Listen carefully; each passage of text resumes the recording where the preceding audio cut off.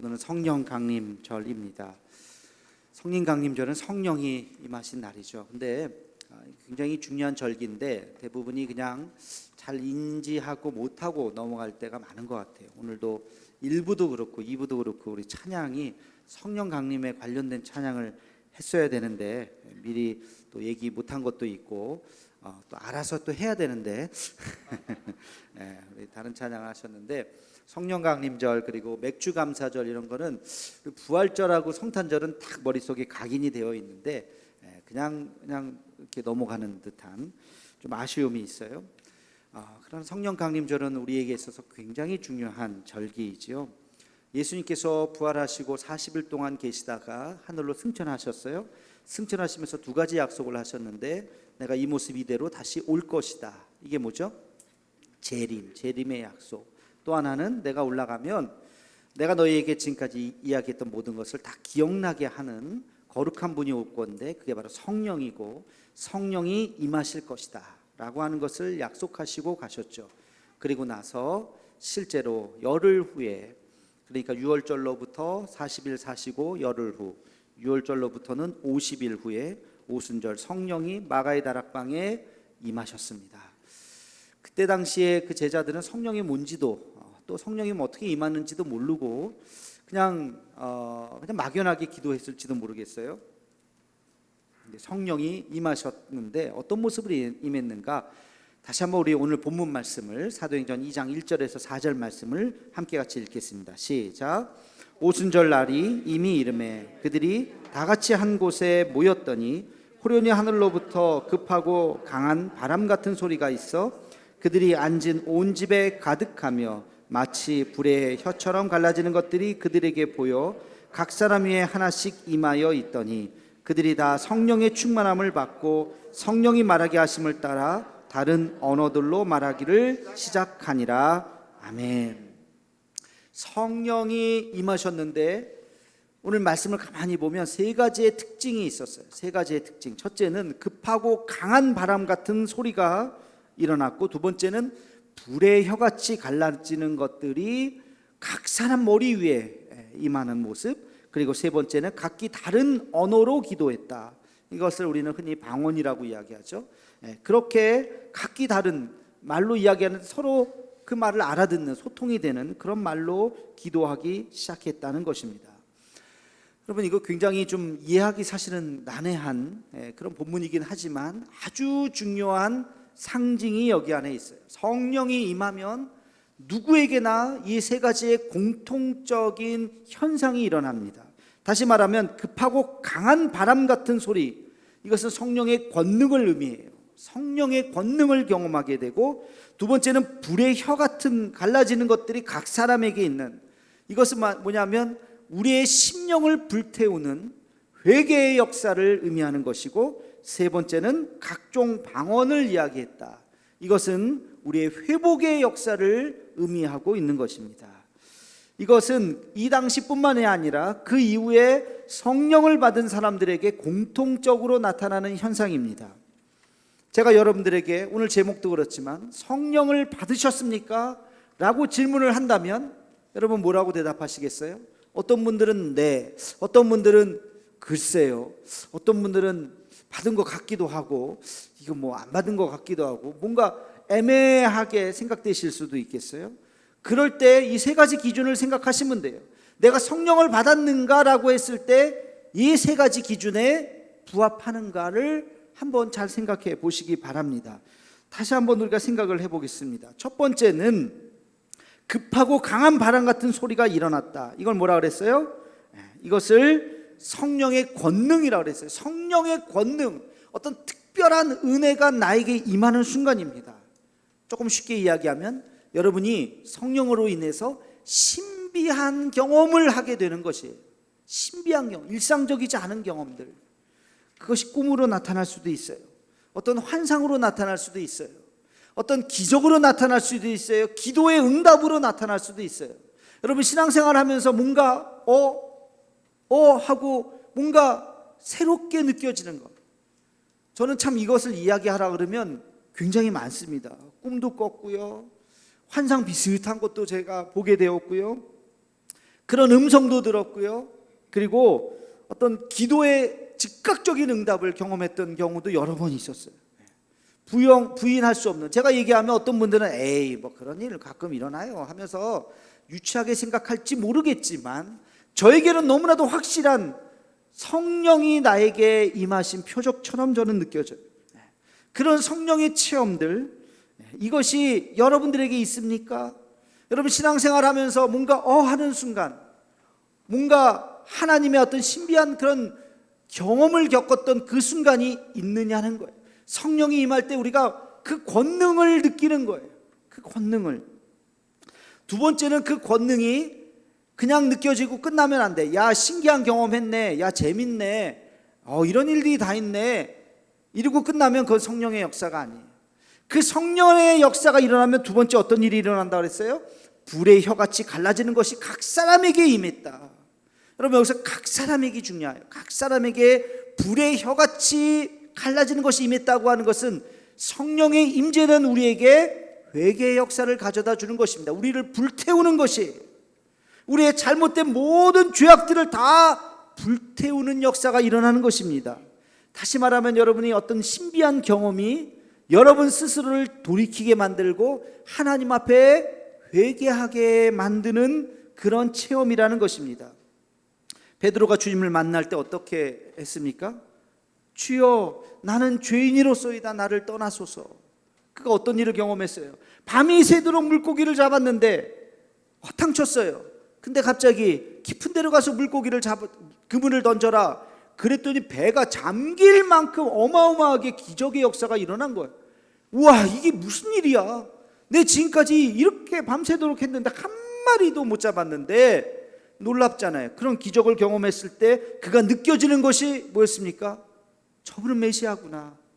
주여 나는 죄인이로소이다, 나를 떠나소서. 자기의 죄악을 보게 된다는 것이, 이것이 성령의 체험이에요. 거룩한 성전에 들어왔던 이사야가 매일매일 왔다 갔다 했는데 그날따라 성전에 들어왔는데 환상을 보게 된 거예요. 뭐라고 표현할 수 없어요. 그냥 거룩한 환상이 이 성전에 가득한, 하나님의 영으로 가득한 천군 천사를 보게 된 거예요. 그럴 때 그가 뭐라고 이야기했습니까? 화로다 나여 망하게 되었도다, 나는 입술이 부정한 사람입니다.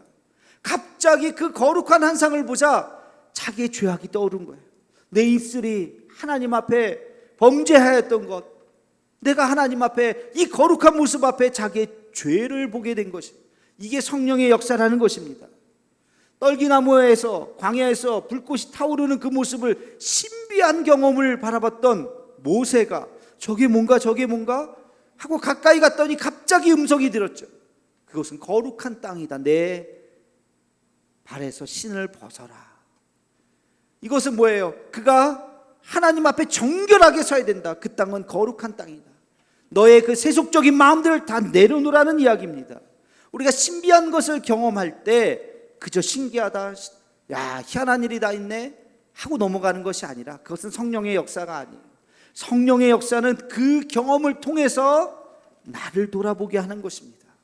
그래서 내가 죄인이구나, 하나님께서 지금 나와 함께 하시는구나, 주여 나를 용서해 주옵소서 하고 자기 자신을 되돌아보는 것, 이것이 바로 성령의 역사인 것입니다.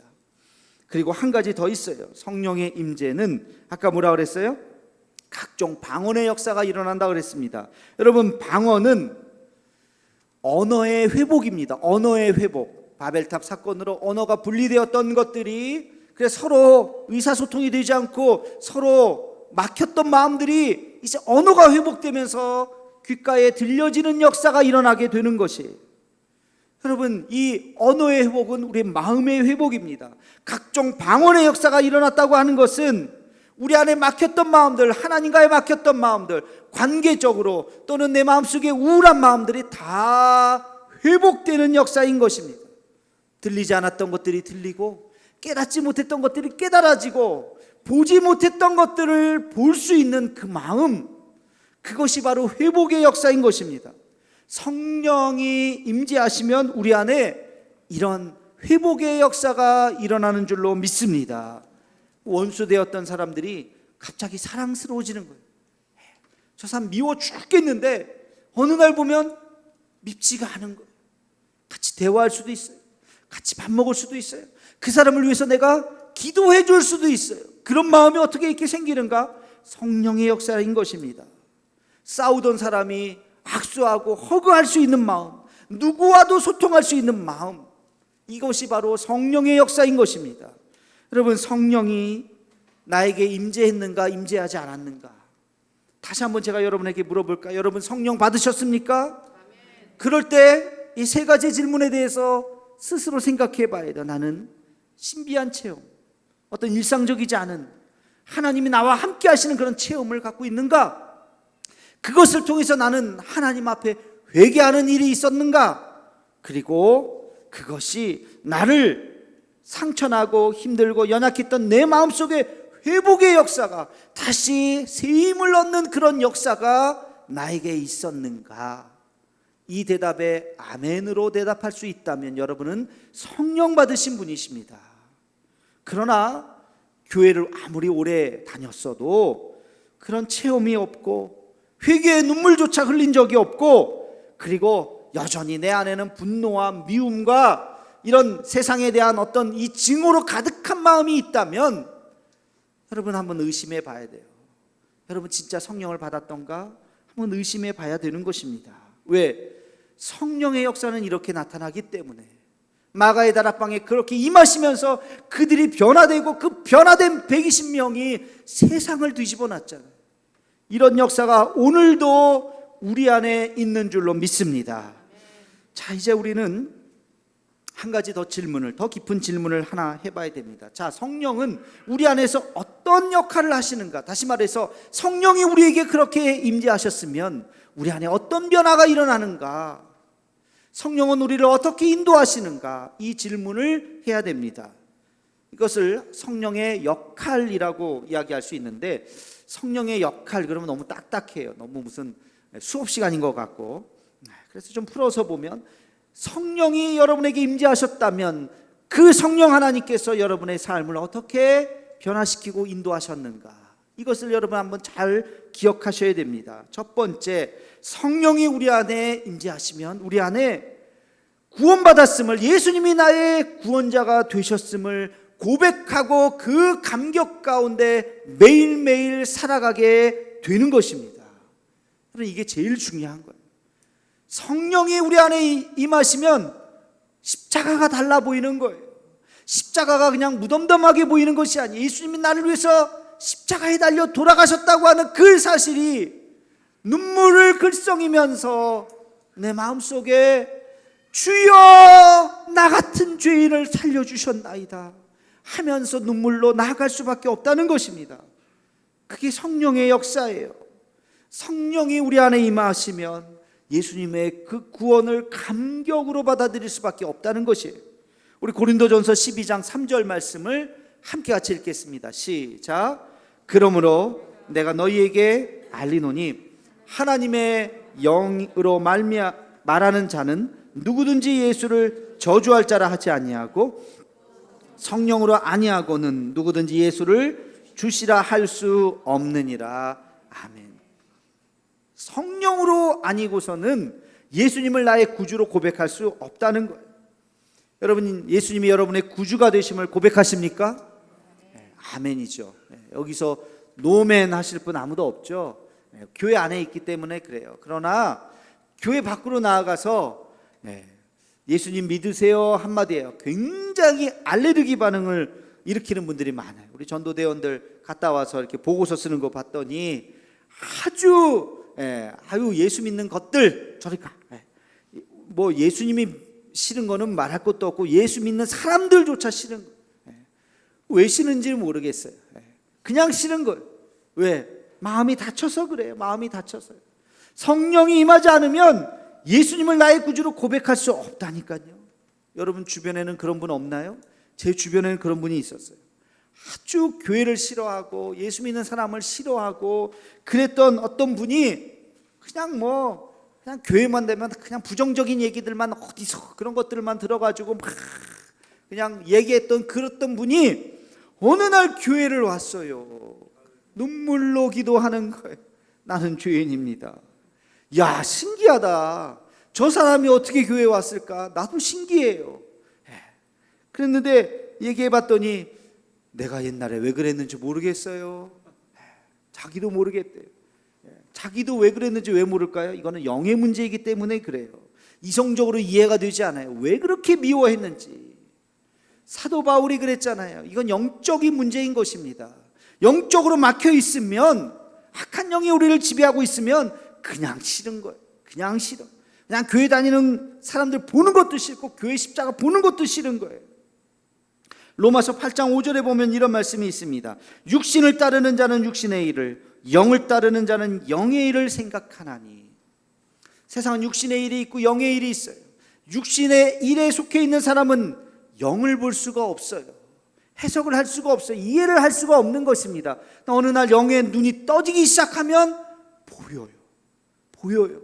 그 세계가 보이는 것입니다. 그게 성령이 우리 안에 임재하시면 예수님이 얼마나 존귀한 분이신지를 깨닫게 되는 거예요. 말로 하는 것이 아니라고요. 전도는 말로 하는 것이 아니라고요. 내 안에 있는 거룩한 성령의 역사로 그 사람의 묶였던 마음이 열려지는 역사가 일어나는 것인 줄로 믿습니다. 이게 성령의 역사인 것입니다. 그래서 성령이 우리 안에 임재하시면 구원받은 이 감격 가운데 살아가는 것이 첫 번째 성령의 은혜인 줄로 믿으시기를 축원합니다. 자, 두 번째 성령의 역할, 성령이 우리 안에서 어떤 일을 하시는가? 우리 로마서 8장 26절 말씀을 함께 같이 읽겠습니다. 시작. 이와 같이 성령도 우리의 연약함을 도우시나니 우리는 마땅히 기도할 바를 알지 못하나 오직 성령이 말할 수 없는 탄식으로 우리를 위하여 친히 간구하시느니라. 아멘. 여러분 잘 아는 말씀이죠. 성령이 말할 수 없는 탄식으로 우리를 위해서 기도하신다. 성령의 역할은 우리를 위로하시고 격려하시고 우리를 보호하시고 우리를 품어주시는 그 역할을 성령이 우리 안에 계셔서 그 일을 지금 하고 계시는 것입니다. 지난주에 말씀을 드렸어요. 성령이라고 하는 말에 헬라어가 뭐라 그랬어요? 이걸 기억하시는 분은 대단히 훌륭한 분이세요. 지난주에 분명히 말씀을 드렸는데 성령이라고 하는 이 헬라어는 파라클레이토스, 그렇죠? 파라라고 하는 것은 옆에, 클레이토스 말하는 거예요. 파라클레이토스는 내 옆에서 말하는 분, 내 옆에서 무슨 얘기를 해요? 나한테 잔소리하는 게 아니라 나를 변호하고 위로하고, 아유 힘들어요 그러면 힘들지 괜찮아, 이겨낼 수 있어. 그러면서 나에게 우리 어린아이들 엄마가 옆에서 어이구 우리 아들, 어이구 우리 딸 괜찮아 하면서 안아주면 아이들이 엄마 품에서 다시 용기를 얻잖아요. 그게 바로 파라클레이토스, 그게 바로 성령이라고 하는 것입니다. 위로자, 보호자, 변호자, 상담자, 격려하는 자, 그게 바로 성령. 말할 수 없는 탄식으로 우리를 위해서 간구해 주시는 중보자, 그게 바로 성령이라고요. 여러분, 사람의 위로는 오래가지 못해요. 사람의 위로는 뭐 들을 때는 귀가 쏠깃하지만 지나고 놓고 보면 저 사람이 왜 저런 얘기했지? 따지게 돼요. 무슨 목적이 있는 거 아니야? 그러면서 사람의 위로는 한계가 있다고요. 그러나 하나님의 위로, 성령의 위로는 근본적으로 우리를 치유해 주는 것입니다. 여러분 지치고 힘들 때 있으시죠? 그럴 때 나오셔야 돼요. 새벽 제단을 쌓으면서 하나님 앞에 기도하고 눈물로 나올 때 주님께서 우리에게 말씀해 주신다고요. 저도 그런 경험을 할 때가 많습니다. 힘들고 어려울 때 하나님 앞에 나와서 이 새벽에 주여 주여 내 마음 아시지요 하고 기도하면 주님께서 나에게 말씀해 주세요. 그래, 사랑하는 내 아들아, 안다. 내가 너와 함께 할 것이다. 내가 너의 손을 붙잡고 있노라. 하나님의 그 음성이 들린다고요. 여러분 여기서 중요한 것 한 가지가 있어요. 성령은 인격자라는 것입니다. 오늘도 살아계셔서 역사하시는 성령 하나님께서는 인격자이세요. 그래서 기계적으로 나타나시는 분이 아니에요. 성령은 초청해야 오시는 것입니다. 여러분 성령을 초청하셔야 돼요. 성령 하나님, 이 시간 나에게 임재하여 주시옵소서. 나에게 말씀하여 주시옵소서. 나와 함께 해 주시옵소서. 성령에 대해서 초청할 때 성령께서는 여러분에게 임재하시고 말씀하시고 위로해 주실 줄로 믿습니다. 여러분 기도하실 때 이런 기도를 하셔야 돼요. 우리 한번 따라해 볼까요? 거룩한 성령님, 내 안에 오셔서 나를 인도하시고 나에게 말씀하여 주옵소서. 성령의 음성을 듣기를 원하오니